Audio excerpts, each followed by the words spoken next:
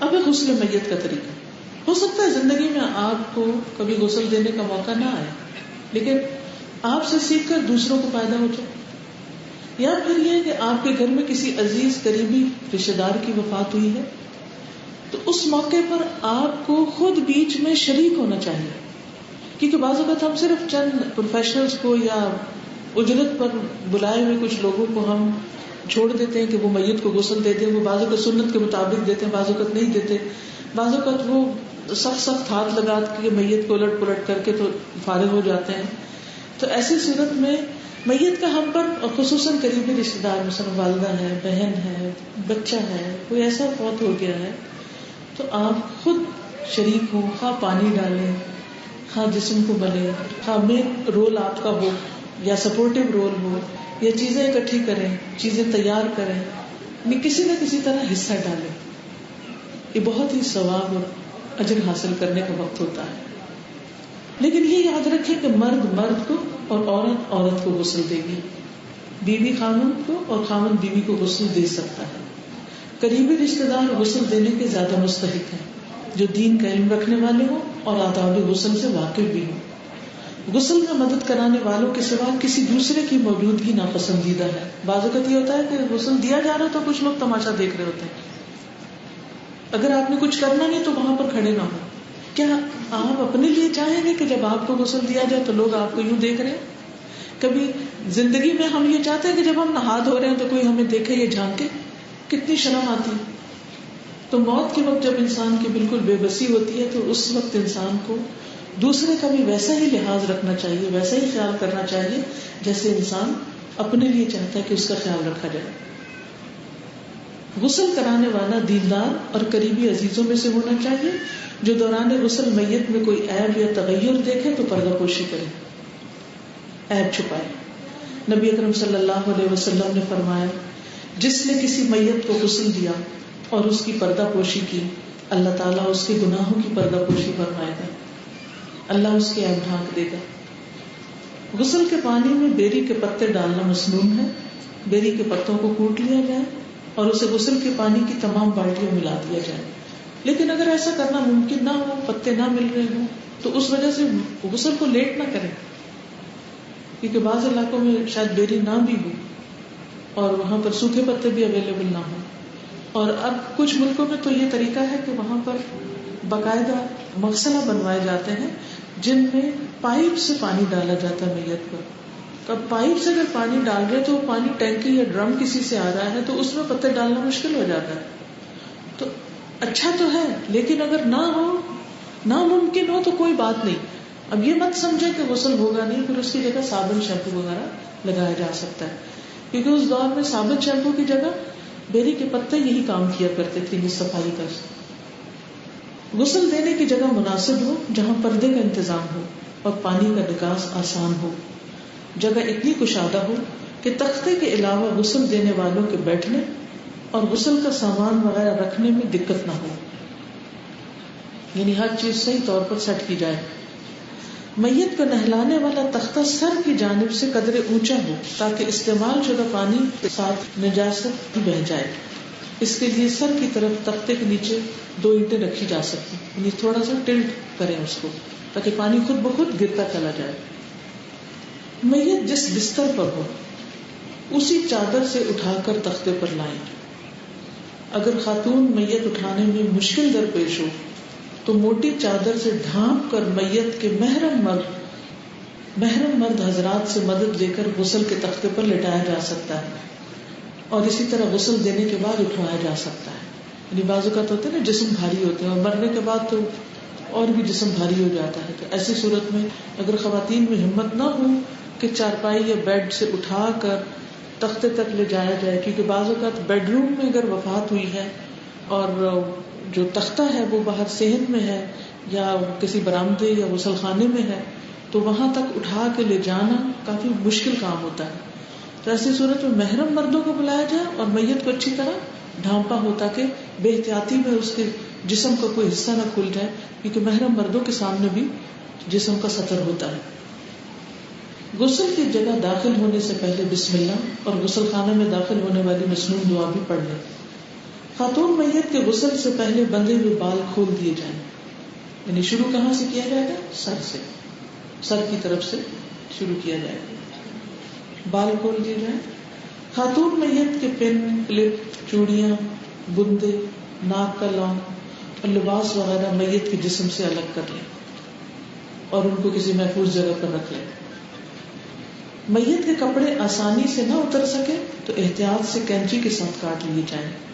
ایسا کرتے وقت میت پر چادر ہونی چاہیے، نہ کپڑا کٹے اور اچانک اتار دے اور وہ ننگی ہو جائے.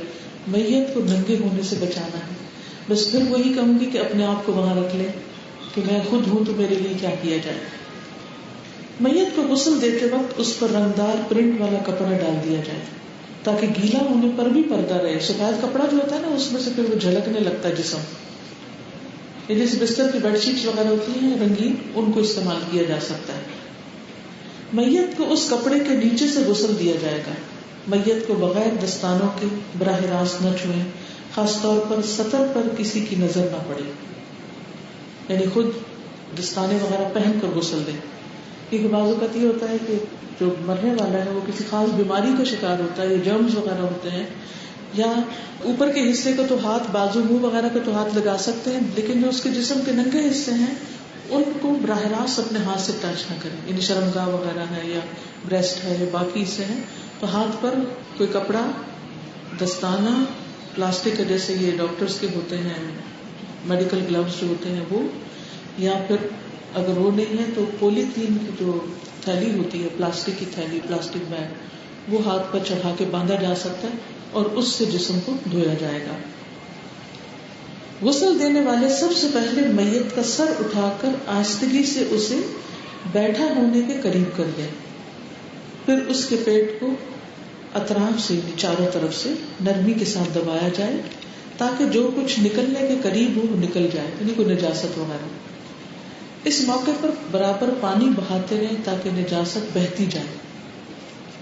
میت کو کس طرح کرنی ہے؟ اگر لیٹی ہوئی ہے نا تو اس طرح ذرا سا اٹھا کے بٹھائیں، پورا نہیں بٹھانا، یعنی اس کو تھوڑا سا ٹیڑھا کر کے اوپر کو لے آئیں اور پیٹ کو ملنا شروع کر دیں، ہلکا ہلکا ہلکا، تاکہ اگر کوئی اندر گندگی وغیرہ ہے تو نکل جائے. اور جب وہ مل رہے ہو تو اس وقت پانی بھی ڈالیں تاکہ کوئی نجاست ہے تو وہ ساتھ ہی نکل جائے، بہہ جائے. اب غسل دینے والا اپنے ہاتھ پر کپڑے یا پولیتھین کا لفافہ چڑھا کر میت کی طہارت استنجا کرائے. جیسے عام غسل میں بھی سب سے پہلے استنجا کیا جاتا ہے نا، اسی طرح میت کو بھی سب سے پہلے استنجا کرایا جائے. اس کے بعد استعمال شدہ کپڑے یا لفافے کو اتار دیا جائے اور دوسرا لفافہ یا دستانہ پہنا جائے. یعنی جس دستانے سے آپ نے استنجا کرانا ہے اس دستانے سے باقی جسم کو نہیں دھونا، یہ یاد رکھیں. تو ایک سے زیادہ لفافے یا دستانے آپ کے پاس ہونے چاہیے. غسل کروانے والے غسل کی نیت کر کے بسم اللہ پڑھ لیں. داہنی طرف سے شروع کرتے ہوئے نماز کی طرح مکمل وضو کرایا جائے. یعنی پہلے استنجا پھر کیا؟ وضو. دوران وضو ناک اور منہ میں پانی نہ ڈالا جائے بلکہ روئی یا کپڑا تر کر کے اس سے دانتوں اور نتنوں کو صاف کر دینا کافی. یعنی روئی کی یا کپڑے کی وہ چھوٹی سی وہ بنا کے بتی سی تو اس کو ناک کے اندر پھیر دیا جائے اور اسی طرح منہ کھول کے دانت وغیرہ بھی صاف کر دیے جائے. پہلے منہ اور پھر ناک.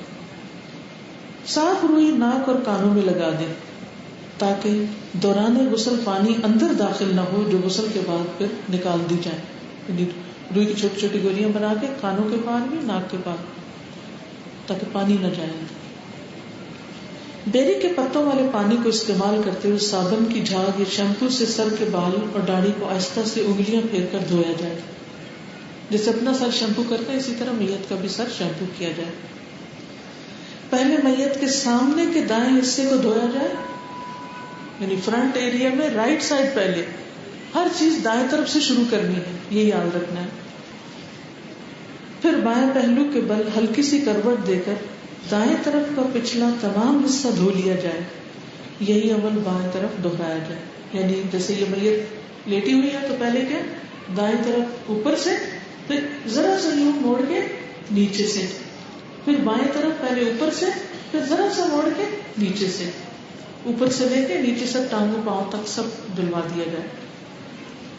جب اس طرح دھو لیا جائے تو ضرورت کے مطابق تاک عدد 3, 5, 7 مرتبہ میں غسل کا پانی میت پر بہائیں. کوئی لوٹے کے ساتھ بہا سکتے ہیں یا مگ کے ساتھ یا پائپ کے ساتھ، جو بھی سہولت ہو. آخری بار پانی میں کافور ڈالنا مسنون ہے. کافور نہ ملے تو کوئی بھی خوشبو پانی میں ملا لی جائے. ہمارا دین کتنا خوبصورت ہے. زندہ انسان کے لیے بھی اہتمام ہوتا ہے لیکن میت کے لیے بھی اہتمام کرنے کی ضرورت ہے. حالانکہ ہمیں پتا ہے کہ وہ مٹی میں جا رہا ہے، اس کا جسم بھول جائے گا، لیکن مومن کا ایک احترام ہے. اور اس سے یہ بھی پتہ چلتا ہے کہ ہمارے دین میں پاکیزگی، صفائی ستھرائی کا کتنا اہتمام ہے. صرف زندوں کے لیے نہیں، مردوں کے لیے بھی صفائی. اور اس سے ہم سوچیں کہ اگر مردے کے لیے اتنی صفائی ستھرائی کی جا رہی ہے تو زندے کے لیے کتنی صفائی کا اہتمام ہونا چاہیے، اور خصوصاً عبادات کے وقت. میت کو مختلف اوقات میں 2 بار غسل دینا درست نہیں، ایک ہی غسل کافی. بعض اوقات ایسا ہوتا ہے نا کہ کہیں ایک جگہ میت کی وفات ہوئی تو غسل کر کے کفن پہنا کے اس کو رکھ دیتے ہیں، پھر وہ کسی اور جگہ لے جائی جاتی، وہاں دوبارہ شروع کر دیں. ایسا کرنے کی ضرورت نہیں، ایک غسل کافی. میت کو تولیے سے خشک کر کے اوپر خشک چادر ڈال کر گیلی چادر نکال دیں. اور اس نکالنے کے لیے بھی اسی طرح پہلے ایک طرف سے نکالیں پھر دوسری طرف سے بل دے کے نکالیں، یعنی سائڈ بدلوا کے نکالیں. غسل کے بعد خاتون میت کے بالوں کی کنگھی کر کے 3 چوٹیاں لٹے بنا کر پیچھے ڈال دیں، یعنی چوٹیاں بنا لیں، ایک درمیان کے بالوں کی، ایک رائٹ کے، اور پیچھے ہی ڈالی جائیں گی، آگے کی ضرورت نہیں. ہنگامی حالات، بیماری، ایکسیڈنٹ یا جلنے کی وجہ سے میت کو غسل دینا ممکن نہ ہو تو میت کو تیمم کرا کے کفن پہنایا جا سکتا ہے. یعنی مٹی کے ذریعے تیمم کرایا جائے گا، اس کے ہاتھوں پر اور جو تیمم کے چہرے پر بس وہ مٹی پھیر دی جائے گی اور اس کا تیمم ہو جائے گا، اور یہی اس کے لیے کافی. کیونکہ بعض میتیں اتنی خراب ہو جاتی ہیں کہ جہاں ہاتھ ڈالو کوئی حصہ ہاتھ میں آ جاتا ہے، تو ایسی صورت میں پھر دھونا نہیں چاہیے اس کو، ورنہ وہ بہہ جائے گا. اللہ کی راہ میں شہید ہونے والے کو غسل نہیں دیا جائے گا. کفن دینا، نبی صلی اللہ علیہ وسلم نے فرمایا جس کسی نے کسی مسلمان کو کفن دیا اللہ تعالیٰ اسے سندس کا لباس پہنائے گا. تو ایسے موقع پر آگے بڑھ کر دوسرے کے لیے کفن کا انتظام کریں. بلکہ آپ کفن ڈونیٹ بھی کر سکتے ہیں مختلف جگہوں پر کہ آپ کی طرف سے کسی غریب انسان کو پہنایا جائے. دیکھیے جو لوگ زندگی میں پہننے کے لیے کپڑے خرید نہیں سکتے وہ موت کے وقت کفن کہاں سے خریدیں ان کے وارث. یہ بعض لوگ اتنی غربت میں بہت ہوتے ہیں کہ مرنے کے بعد وہ کچھ بھی نہیں چھوڑتے، پیچھے ہوتا ہی نہیں جو چھوڑے. ایسے لوگوں کے کفن کا خاص طور پر اہتمام کریں. اور زندگی میں کم از کم ایک کفن تو اگر اللہ نے آپ کو وسعت دی ہے تو کسی نہ کسی کو ضرور پہنائے، کیونکہ کل آپ کو اس کے بدلے بہترین ریشم کا جوڑا پہنایا جائے. کفن کے لیے صاف ستھرا اور سفید کپڑا استعمال کرنا افضل ہے. نیا اور سفید کپڑا میسر نہ ہو تو پرانا دھلا ہوا اور رنگ دار یا دھاری دار کفن بھی استعمال کیا جا سکتا ہے. یعنی سفید اچھا ہے، اگر نہ ہو تو کوئی بھی کپڑا پھر کفن بنایا جا سکتا ہے. نامکمل اور ناکافی کفن علاوہ مجبوری کے ناپسندیدہ ہے. آپ کو یاد ہوگی نا وہ صحابی مصعب بن عمیر جن کو کفن جب دیا گیا تو جب سر کی طرف سے ڈھانکا جاتا تھا تو پاؤں کھل جاتے تھے، جب پاؤں کی طرف کھینچا جاتا تو سر کھل جاتا تھا. پھر کیا کیا گیا؟ سر ڈھانک دیا گیا اور پاؤں کی طرف ازخر کے گھاس ڈال دی گئی. کفن کے لیے کپڑے کی مقدار یا پیمائش اتنی ضرور ہو کہ میت کا تمام جسم آسانی سے ڈھانپا جا سکے. عورت اور مرد کے کفن کے لیے یکساں پیمائش کی 3 موٹی صاف سفید چادریں استعمال ہوتی ہیں، جن میں سے ایک چادر دھاری دار ہو تو بہتر ہے. یعنی یہ اچھا ہے، لیکن اگر ایسا نہ ہو ساری سفید ہو تو بھی ٹھیک ہے. کفن باندھنے کے لیے 3 یا 5 عدد پٹیاں درکار ہوتی ہیں. سیدہ عائشہ فرماتی ہیں کہ ہم نے رسول اللہ صلی اللہ علیہ وسلم کو یمن کی 3 نئی سفید سہولی چادروں میں کفن دیا تھا، جس میں نہ قمیص تھی اور نہ ہی عمامہ، بس انہی چادروں میں انہیں لپیٹ دیا گیا تھا. کفن کے لیے 3 چادریں میسر نہ ہو تو ایک چادر میں بھی کفنایا جا سکتا ہے. شہید کو کفن کی ضرورت نہیں، اس کو انہی کپڑوں سمیت ایک چادر میں لپیٹ کر دفنا دیا جائے گا. محرم محرم ہوتا ہے دوران حج یا عمرہ پہ وفات پانے والا، اس کو غسل کرانے کے بعد کفن کی بجائے احرام ہی میں بغیر خوشبو لگائے، بغیر سر ڈھانپے دفن کیا جائے گا، کیونکہ وہ جب اٹھے گا قیامت کے دن تو تلبیہ پکارتے ہوئے اٹھے گا، لبیک اللہم لبیک کہتا ہوا۔ کسی بھی ہنگامی حالت یا سفر کے دوران میتیں زیادہ اور کفن کم ہو تو ایک ہی کپڑے میں ایک سے زیادہ میتوں کو کفن دیا جا سکتا ہے۔ بعض اوقات ہوتا ہے نا اچانک کوئی زلزلہ آ جاتا ہے، کوئی یعنی بڑے پیمانے پر میتیں ہو جاتی ہیں اور اتنا کپڑا میسر نہیں ہوتا، بلکہ زندوں کے لیے بھی نہیں میسر ہوتا تو مردہ کے لیے کہاں سے ہو، تو ایسی صورت میں ایک کپڑے میں دو لوگ بھی ڈالے جا سکتے۔ کفن لپیٹنے کا طریقہ کار: چارپائی کے درمیان ایک بڑی پٹی اور سر اور پاؤں کی طرف چھوٹی پٹیاں بچھا دیں۔ مضبوطی سے باندھنے کے لیے 5 پٹیاں بھی باندھی جا سکتی ہیں۔ اب چارپائی پر پٹیوں کے اوپر 3 چادریں بچھا دیں۔ چادر کی لمبائی میت کے قد کی لمبائی سے کم از کم 1 فٹ بڑی ہو تاکہ سر اور پاؤں کی جانب سے باندھی جا سکے۔ تختہ غسل سے میت کو اٹھانے کے لیے 2 افراد نیچے والی چادر کو سر اور پاؤں کی طرف سے پکڑیں۔ مزید 2 افراد چادر کے نیچے سے کمر کی جگہ تولیہ یا مضبوط کپڑا ڈال کر میت کو اٹھا کر اسی چارپائی پر رکھ دیں جس پر کفن پہلے سے بچھا ہوا ہو۔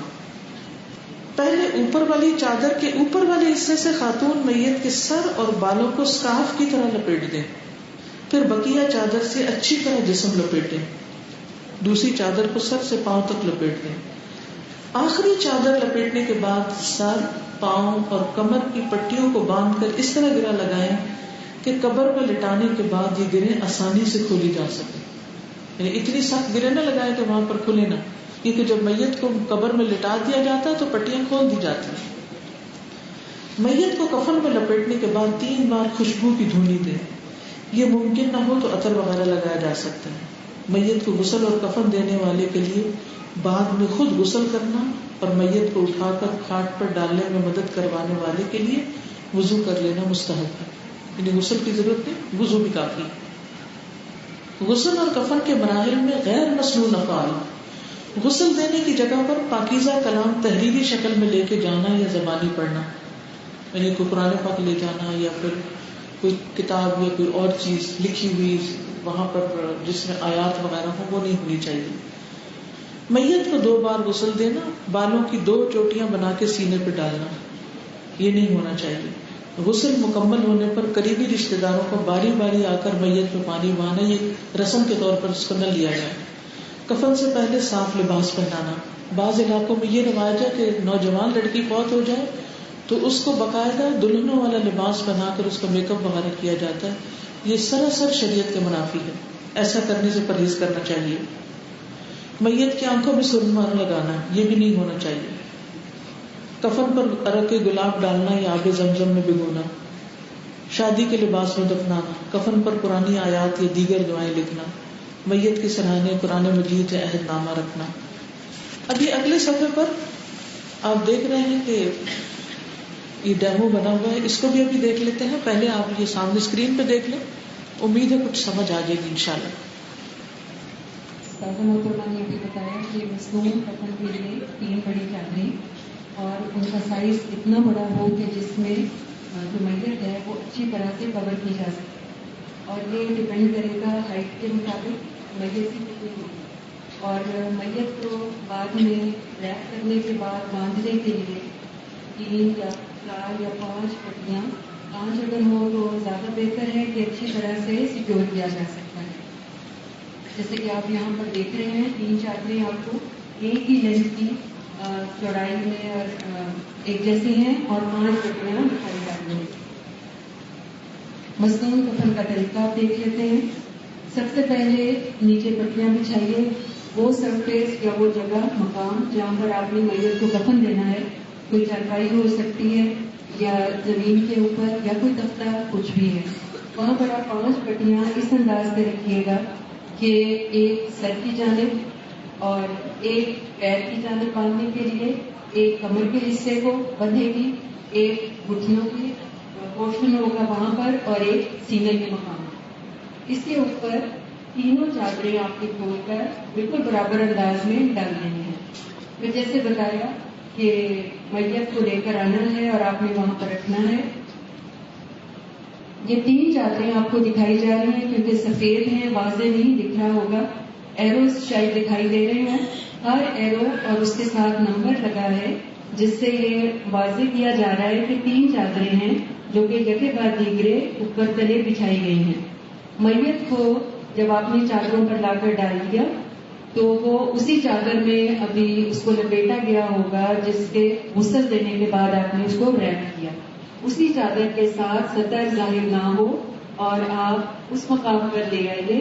خود نہ اٹھا سکیں تو محرم مرد حضرات سے کہیے وہ لے آئے یا 2-3 خواتین مل کر لے آئیے. میت کو لٹا دیں. ابھی پہلے والی چادر آپ نے نہیں اتاری. اس کے بعد سب سے پہلی چادر، یہ ایرو بتا رہا ہے کہ پہلی چادر کا ایک حصہ اٹھائیے. اس مقام پر ایک بات آپ کو بتا دوں کہ دائیں طرف یا بائیں طرف والا کوئی معاملہ سنت سے ثابت نہیں ہے کہ پہلے دائیں حصہ آئے گا یا بائیں حصہ آئے گا. تو پہلی چادر کا حصہ یہ ایرو کے مطابق اوپر آ رہا ہے. آپ دیکھیے ایک جانب سے ہم اٹھائیں گے اور میت کے اوپر سے لاتے ہوئے آپ نے اس کو میت کی کمر کے نیچے کی طرف دبا دینا ہے، بالکل اس طرح جس طرح کے رول کیا جاتا ہے یا کافی کو ریپ کر دیا جاتا ہے.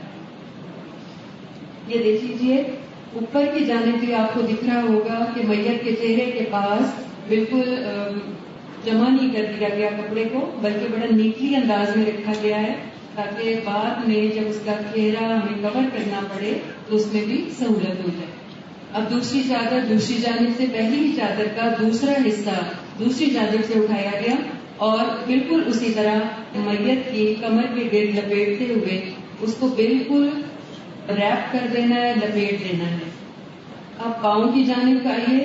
پہلی چادر پاؤں کی جانب سے بھی مکمل اور اچھی طرح سے لپیٹ دی جائے اور یہ اب فائنل آپ کو ایک صورت میں دکھائی دے رہی ہوگی کہ میت پوری طرح سے پہلی چادر میں لپٹی ہوئی ہے.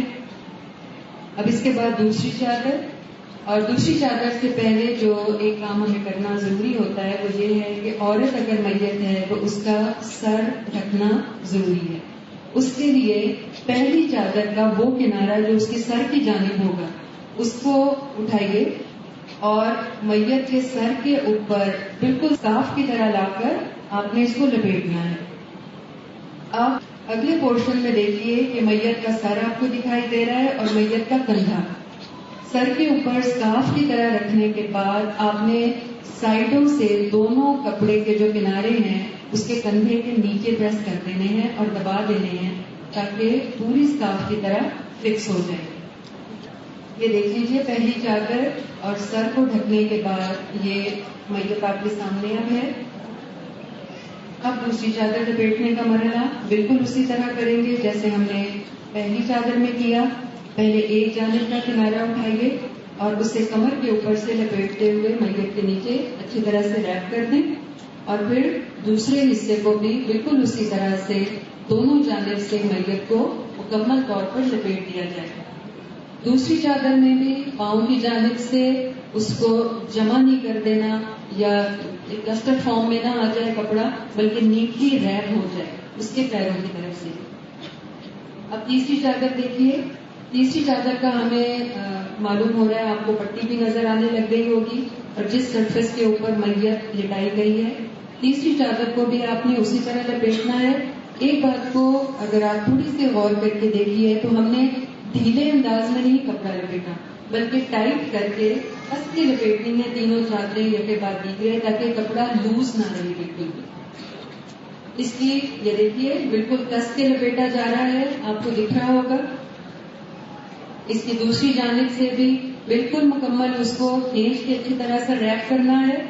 پیروں کی جانب سے بھی اب تیسری چادر کو لپیٹ دیجیے اور یہ تینوں چادریں لپیٹ دینے کے بعد یہ آپ کے سامنے اب ایک میت سامنے رکھی ہے.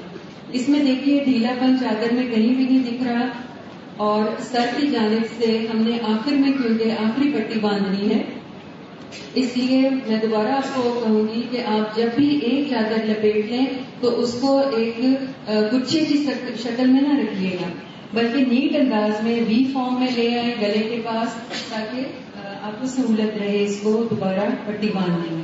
یہ قریب سے بھی آپ کو دکھا دیا گیا کہ تینوں چادریں لپٹی ہوئی ہیں اس کے گرد لیکن جمع نہیں ہے، سر بھی ڈھکا ہوا ہے. اب ہم نے پٹیاں باندھنی شروع کرنی ہیں. پیروں کی جانب سے باندھیں گے. پیر کی جانب سے دیکھیے یہ جمع شدہ کپڑے کو رول کر کے پیر کے بالکل نیچے لے آئے اور یہ آگے آپ کو پٹی باندھنی بتائی جا رہی ہے. یہ ہم نے پٹی باندھ لی. بہت کس کے گرا مت لگائیے گا کیونکہ بعد میں جا کر اسپیشلی جو سر کی جانب سے گرا ہے اس کو دھیرے انداز میں رکھیے گا. پیٹ کی طرف بھی جو باندھی جاتی ہے پٹی اسے بھی بہت کس کے نہیں باندھنا کیونکہ بعض دفعہ میت کسی بیماری کا شکار ہوتی ہے یا میڈیکیشن پر ہوتی ہے اور پیٹ پھولنا شروع کر جاتا ہے تو پٹی ٹائٹ اور پھنسی جاتی ہے. اب دیکھیے یہ ہم نے گھٹنوں کی طرف جو دوسری پٹی رکھی تھی اب اس کو باندھا جا رہا ہے. یہ دیکھیے دوسری پٹی باندھ دی. اب یہ ہم نے کمر کی جانب پٹی باندھی.